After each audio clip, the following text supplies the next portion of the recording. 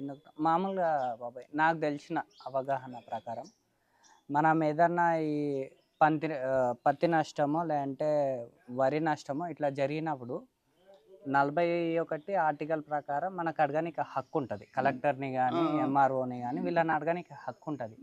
జనాలు ఎందుకు అడుగుతలేరు అనేది ఆలోచన. జనాలలో ఇంకా నువ్వు ఇది రాలేదు బాబు, రాలేదు. మాకుంది, మేమన్నీ చదువుకున్నా, మాకుంది, మాకు యోగ్యులం కావు మేము చెప్పనిక మాట్లాడి. మీలాంటి వాళ్ళు అయితే యోగ్యులేదు. మేము చెప్పినా కూడా బయటికి వస్తలేరు కదా. వస్తలేరు కానీ మేమైతే యోగ్యులం కావు. ఎందుకు కావాలి? మాకు ఏజ్ అయిపోయింది, అనర్హులం. మాకు అని తెలుసు. ఇప్పుడు మరి 1,00,000 రూపాయలు పెట్టుబడి పెట్టింటారు, అప్పు చేసే పెట్టింటారు. ఈ వానలు వచ్చో లేదంటే ఇంకోటో ఇబ్బంది వచ్చి మొత్తం పత్తి బాయ వరి బాయ అన్ని బాయ. అక్కడ పెట్టుబడి ఇచ్చినోడేమో పైసలు అడుగుతాడు, మనకు బాకీ ఇచ్చిన. అయితే ఇప్పుడు ఒకటే ఉంచుడు బాబు, ఇప్పుడు ఎవరు బట్టి విక్రమార్క కానీ ఈయన ఉత్తమ కుమార్ రెడ్డి కానీ మంత్రులంతా హామీలు ఇస్తే మానవులకు మాకు ఈ రూపాయి వస్తుందని ఆదాయం లేదు అని వార్తలు తీసి అక్కడ పడేసిపోతున్నాము. ఇప్పుడు అన్ని వార్తలు వినకూడదని, వార్తలు ఏం నిజం లేదు. ఇంకొకటి, నేను ఇలా పోతుండా ఈడ గుడిని చూస్తుండా అని చెప్పానని దాన్ని ప్రత్యేకంగా వార్తల్లో పెడతాను. అంతే. నువ్వు చూడడమేందా? కట్టిన గుడిని చూస్తున్నావు, నువ్వు పోతున్నావు. నువ్వు దానికి నేను పోయినా ఒక ముఖ్యమంత్రి నీ గుడి చూస్తున్నా అని చెప్పండి, పెద్ద భాగ్యమే ఉంది. ఏమైనా ఉందా? నేను రుబ్బెన కట్ చేసి పోతున్నా, ఈడ గుడి ఉంది, రుబ్బెన కట్ చేసి నీవేం లాభం? కట్టించి గుడిని రుబ్బెన కట్ చేస్తే నీవు గొప్ప. అది వాస్తవం. కట్టించి ముందరకు వస్తా అంటే కష్టపడి నువ్వు రిబ్బన్ కట్ చేస్తే బాగుంటుంది కానీ ఎవడో కట్టిందంటే నేను రుబ్బెన కట్టిస్తాను.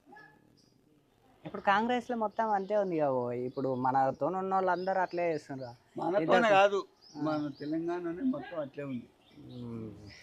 ఇప్పుడు మేము వచ్చింది మామూలుగా 2 విషయాలు తీసుకొని వచ్చినాం బాబాయ్. ఏంటంటే జనాలందరికీ కూడా, ఇప్పుడు మిలాన్ పెదాన్సులందరికీ కూడా మేము చెప్పాలనుకుంటున్న విషయం ఏంటంటే, మనకు గవర్నమెంట్, ఏ గవర్నమెంట్ అన్నా కానీ ఆ గవర్నమెంట్ నుంచి చదువుకోనికే విద్య కావాలి.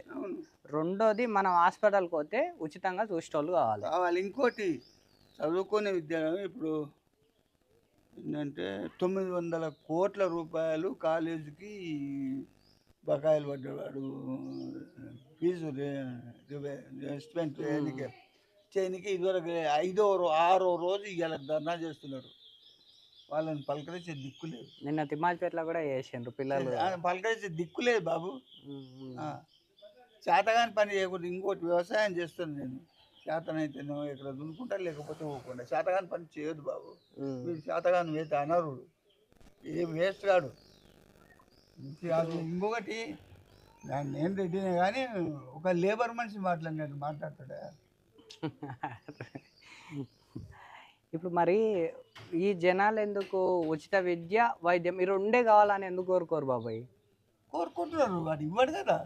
వీళ్ళు పెద్ద ఎత్తున ఇప్పుడు ఏదో నిరసన అన్న కనీసం మన వాదన తెలవాలే కదా. తెలిస్తే వాడు ఏం చేసేది లేదు కదా. ఆడ ఇంకోటి వాదన తెలిసింది, ఆడ 500 మంది కూర్చొని ధర్నా చేసింది, కేసులు చేసింది. ఇప్పుడు వాడింటికి వాడవా, వీళ్ళింటికి కూడా 25 మంది కోర్టు కూర్చొని తిరగడమే సరిపోతుంది. ఏమైనా ఉందా? తెలంగాణ గురించి కూడా అప్పుడు మస్తు కేసులు అయినాయి, మస్తు మంది చచ్చిపోయింది. ఇప్పుడు ఇంకా ఇది ఉచిత విద్యా వైద్యం గురించి అంటే అది జీవితకాలం మనకు ఉపయోగపడుతుంది కదా అని చేస్తలేరు. అరెస్ట్ ఇప్పుడు వీళ్ళు కూర్చుంటున్నారు, ప్రిన్సిపల్ వాళ్ళంతా కూర్చుంటారు, చేస్తలేరు, ధర్నా చేస్తుంటే అరెస్ట్ చేస్తలేరు. అదొకటి. ఎందుకు చేస్తలేరు బాబాయ్? ఎందుకు చేస్తలేరు అని చెప్పంటే ఇంకా వీడికే ప్రభుత్వం మీద వ్యతిరేకత వచ్చింది, అపనిందలు వచ్చింది, ఇంకా వస్తుంది అని ఆలోచిస్తుండ్రు. ఇంకోటి, ఇవాళ 6వ రోజు అని చెప్పంటే చదువుకునే పిల్లలకి ఎంత నష్టం అని చెప్పు.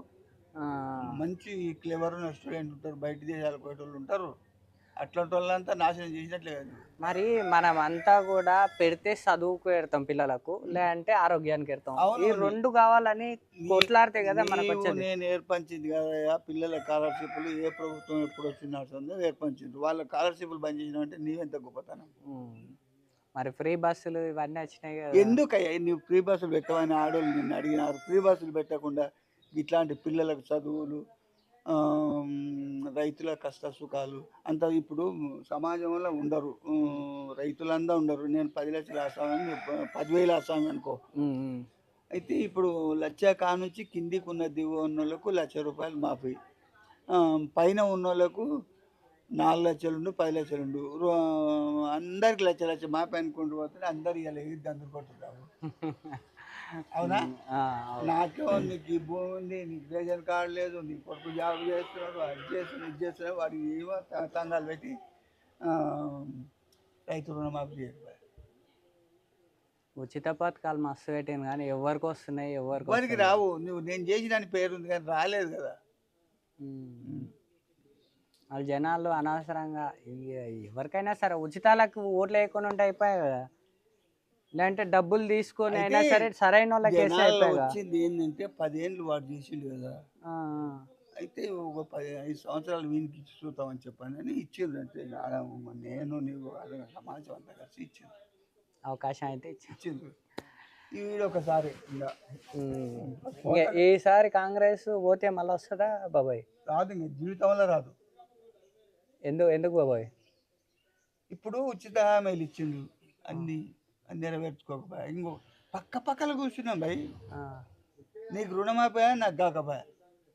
వాని మీద నాకు నీవు ఎంత చెప్పని నేను బంధుత్వం పోయినా, నువ్వు అదే మరిజనార్దన్ ఊరికే పోయినా, ఆ కాంగ్రెస్ వాళ్ళు లేవని చెప్పని పోతే నాకు మంటలు వస్తే పోరా అని చెప్పని మరిజనార్దన్ మాకు బంధే కావాలి.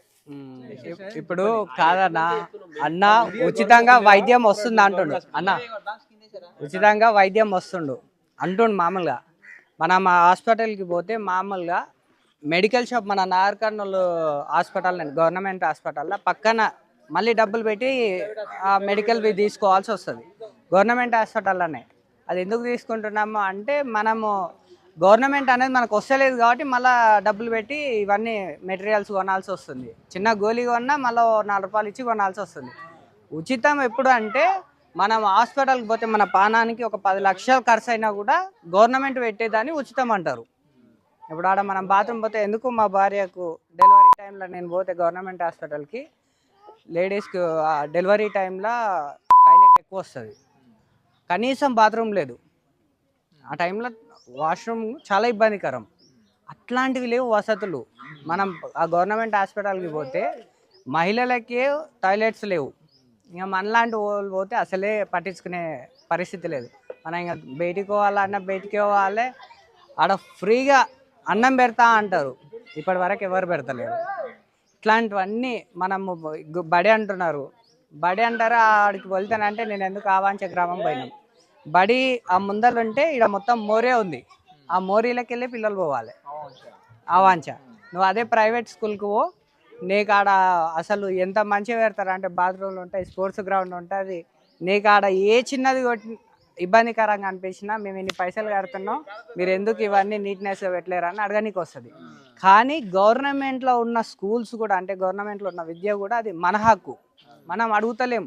ఇప్పుడు స్కూల్లో అన్నం సరిగా పెట్టకపోయినా లేదంటే చదువు సరిగా చెప్పకపోయినా ఆ స్కూల్ ముందల గోడలు కానీ అవి కానీ సరిగా లేకపోయినా మనం అడిగే హక్కు మనకు ఉంది. అది మనం అడుగుతలేం అన్నది మా ఆలోచన.